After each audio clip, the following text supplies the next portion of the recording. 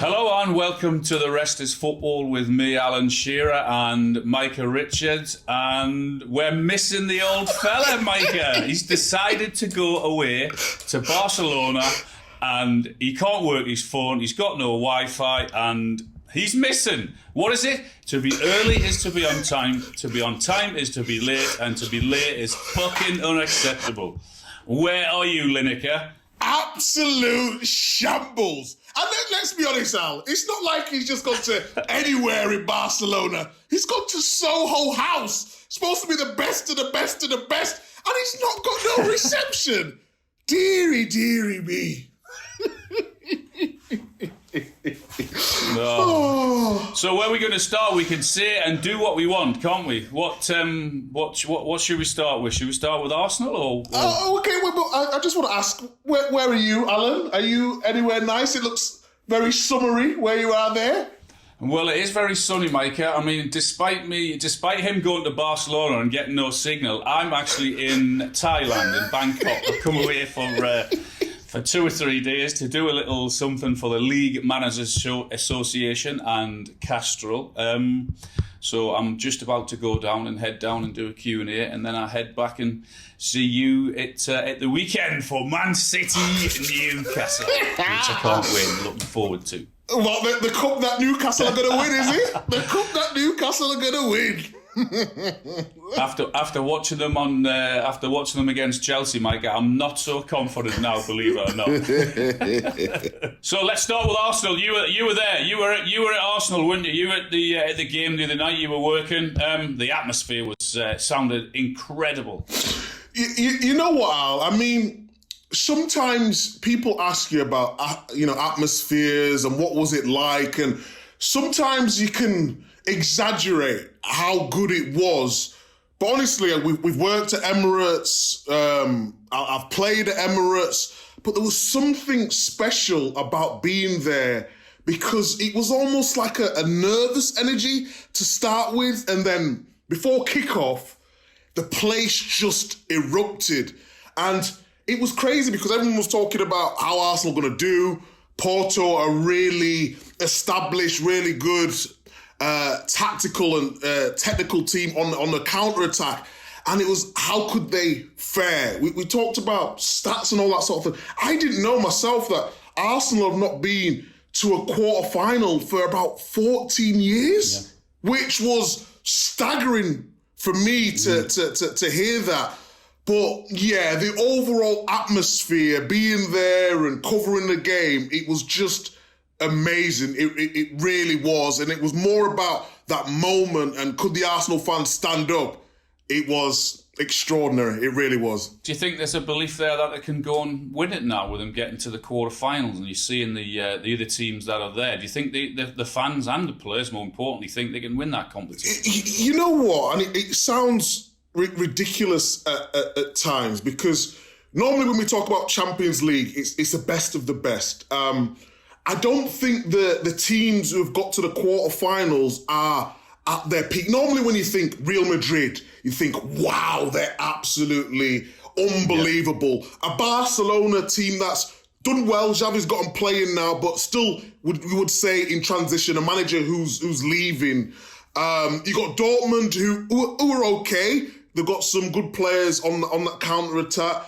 But you look at, you're thinking Man City are the team to beat. And because Arsenal are doing so well in the league, you think, okay, we're not probably as good as Man City in terms of the whole squad, but in a couple of one-off games, could they do it? Everyone will fancy themselves in that last eight now. So exciting. In terms of the way Arsenal approached the game, I thought Porto did really well tactically and able to nullify that threat. We thought with Arsenal being on the front foot with Trossard and Saka, but it was really good the way Porto set up. They sort of pushed their fullbacks right high, which pushed the wingers really back. And then it became a little bit nervous. But in the end, Trossard gets the goal and then it goes to extra time. And I didn't want extra time, I'll be honest with you. I was knackered by that time.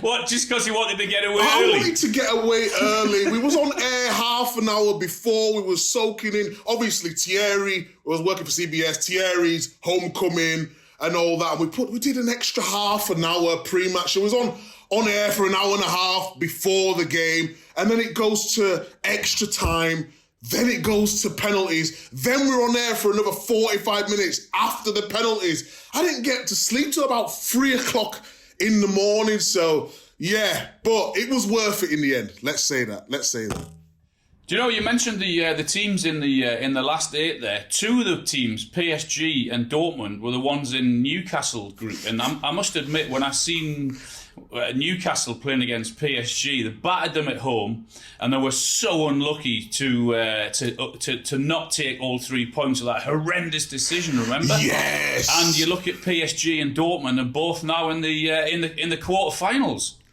Yeah, I mean, that's just football, isn't it? It's weird because I backed Newcastle to go through that group at one point, and it's just a decision that I wouldn't say cost them, because we know what football, decisions are decisions. But and then you look at Newcastle's season.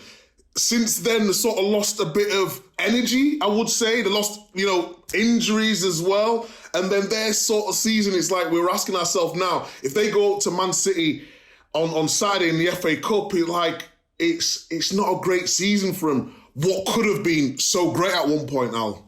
So who you fancying? You're fancying your mob, Man City, for the Champions League, are you? No surprise?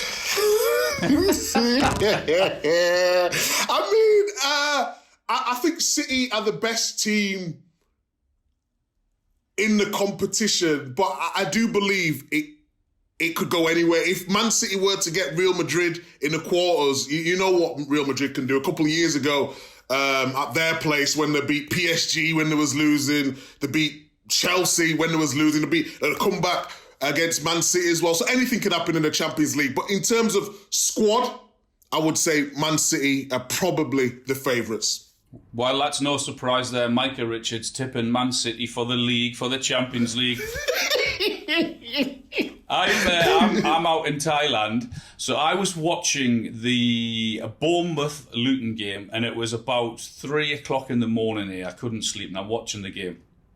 And I get to half-time, and it's 3-0. I'm thinking, oh, my goodness me. And then the next thing I know, I'm waking up about 4 hours later, and I'm thinking, I can still hear a voice on the TV talking about the game, and Bournemouth had come back and won 4-3. I mean, you can tell us what on earth happened. Well, it was crazy because it was on.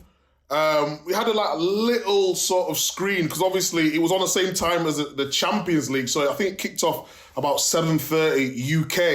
And I keep checking my phone. I keep looking up at the highlights, and I was full of praise for Luton in terms of I remember when we've talked about them so much they haven't really got the quality. Then we looked at the manager, all the stuff when we had Tom Lockyer on, and how they've managed to just come together, and they've got this spirit that is unmatched. So when they've gone 3-0 up, I'm thinking, you start checking the table, and obviously you talked about Nottingham Forest and what's going to happen with Everton, with potential charges. And then we're doing all analysis and all that, and I seen Solanke scores, which was a magnificent goal. Al, I think you want to talk about that goal before I go on. Yeah, I love that goal. I mean, the touch and the technique, and then the turn. It was brilliant. And then all of a sudden, I'm thinking, oh no! I thought. And then I saw the replay this morning. They went to VAR, so he would have been panicking, wouldn't he? But the finish was just superb. And we'll talk about the England squad in a minute. But do you think? I mean, that's a real hammer blow to Luton, that, isn't it? That's exactly it. Just because they gather all this momentum, and it looks like, I won't say turn the corner, but we talked about Luton just giving up leads late in previous. If you look at their last even 10 fixtures, they always seem to be within the game, but then something happens, whether it's lack of concentration, not finishing off the game. But if you go 3-0 up, you're thinking, okay, there was away from home, but they'll see this out.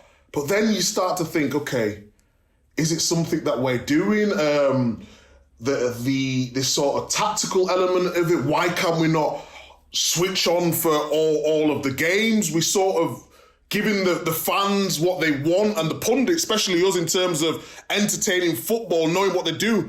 But they've got to start shoring it up at the back now. There's only so long you can hold on like this in the Premier League without it affecting your confidence. And if you go into the games thinking, okay, the last 10 minutes it's going to be nervy, it's never a nice, spot to be in. But they need to look at themselves now. We've given them all the praise in the world, and rightly so.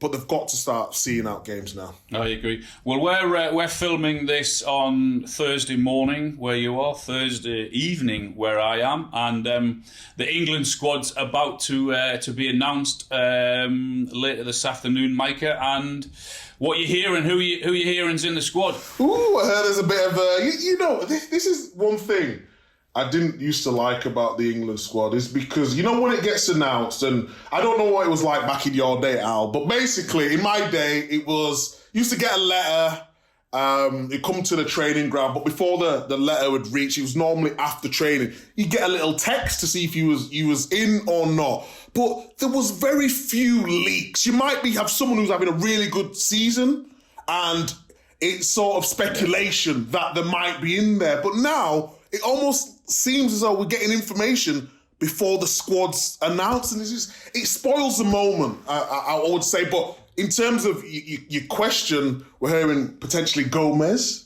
is going to be back in there, and we spoke about that the other week, and I just think he deserves it. He deserves it not because he's just playing well. It's to overcome that injury, playing in different positions, and someone who can be trusted alongside whoever that may be. So I'm really buzzing for that. And another one was Tony Al, who obviously striker. What do you think of that? First time in? Ivan Toney, yeah.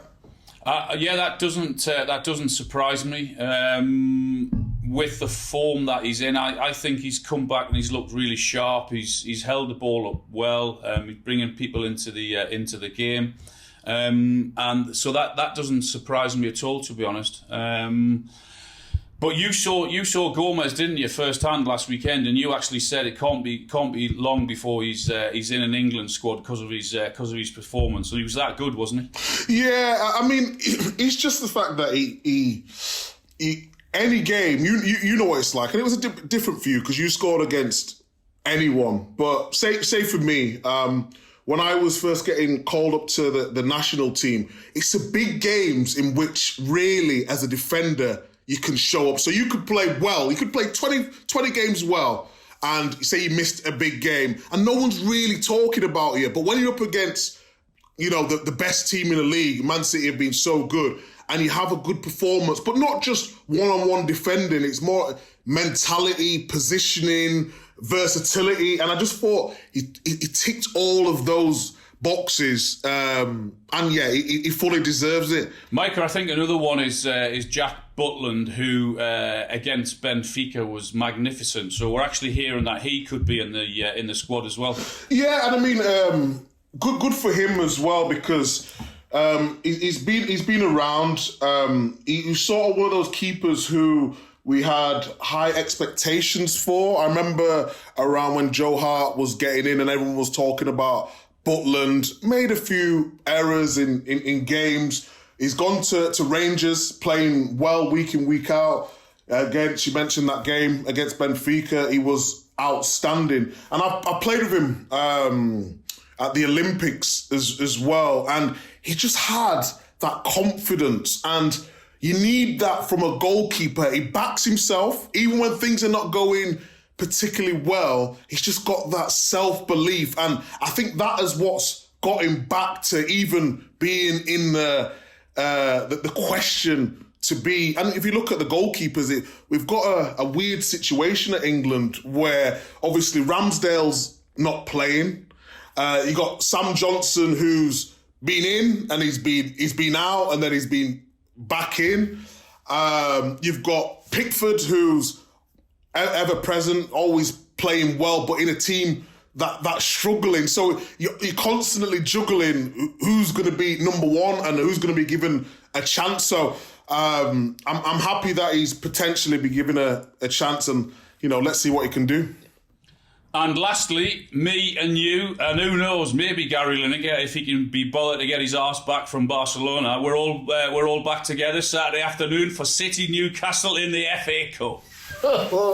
I can't wait. Honestly, I can't wait. I mean, normally we have to be impartial, but on Saturday, I know you're going to be biased, so I'm going to be biased too. That's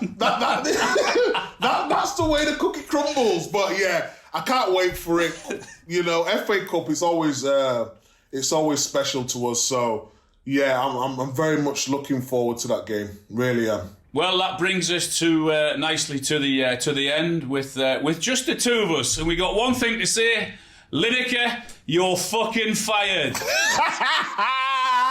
Just the two of us.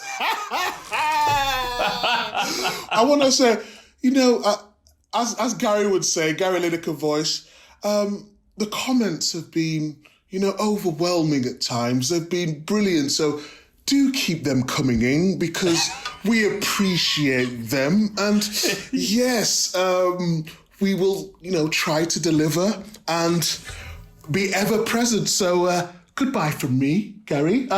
Goodbye from me, Big Meeks and Alan. Goodbye from me. Have a good weekend. Cheers.